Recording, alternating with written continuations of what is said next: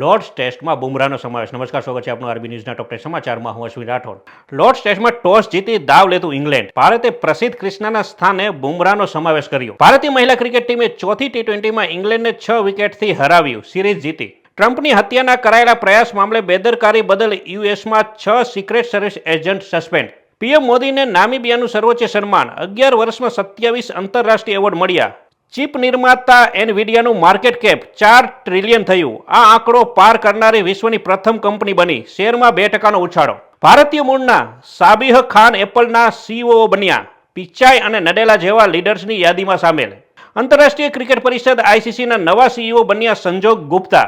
કેન્દ્રીય ગૃહમંત્રી અમિત શાહે પોતાની નિવૃત્તિની યોજનાઓ જાહેર કરી. કહ્યું, વેદોનો અભ્યાસ કરીશ અને પ્રાકૃતિક ખેતી કરીશ. કેન્દ્ર સરકાર પૂર અને ભૂસ્ખલન પ્રભાવિત રાજ્યો માટે 1066.80 કરોડની રકમ રિલીઝ કરશે.